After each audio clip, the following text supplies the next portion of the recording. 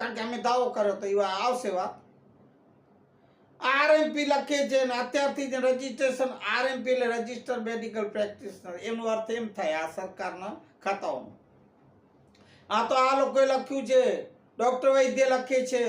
ભાઈ તો લખશું ને. અમારી પાસે 12 સ્ટેટ નહીં, રાજ્યોના છે ડિગ્રીઓ. એમને બોગસ કે ઉઘાડ પગાર, ઝોલા છાપ, એવા બધા ઉપનામો ખબર નહીં ક્યાં ક્યાંથી કાઢી આવે આ લોકો નામ. તો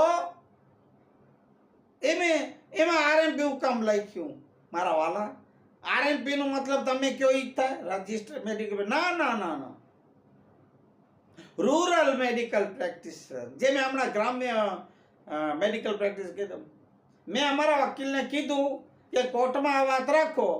અમારો આરએમપી નો મતલબ છે રૂરલ. રૂરલ એટલે ગ્રામ્ય, નાના વિસ્તારોના. એ લખ્યું છે અમે, rural medical practitioner RMP. Kutch જિલ્લા આરએમપી ડોક્ટર વૈદ્ય એસોસિએશન એટલે રૂરલ. આ વકીલો તો પછી ગમે ત્યાંથી ઓલું કાઢે ને, કારણ કે એને કેસ જીતવું હોય, આપણે હરાવવું હોય. ગુનો કરી છે ને, તો સેવાઓ કરી ગુનો કરી છે. એ લોકોના જે ડોક્ટરો છે એ સાચા. 10-15 લાખ ખર્ચી 5-5 વર્ષ ભણે એ સાચા. ભલે પછી અડધી રાત્રે દર્દી જોવા ન આવે, કોઈની વિઝિટમાં ન જાય, હોસ્પિટલોમાં આવે, પોતાની એમરજન્સીમાં તો 4 ગણા લે ફીસ. પહેલે એડવાન્સમાં આપો તો થાય. ભલે દર્દી મરી જતો હોય, એને ક્યાં પડી?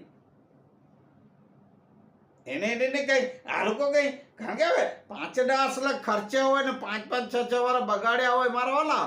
5 વર્ષ એ મેડિકલના, હોસ્પિટલોના, જે હોય તે કોલેજો કે જે હોય તે, અને 2-3 વર્ષ અનુભવી, 8-8 વર્ષ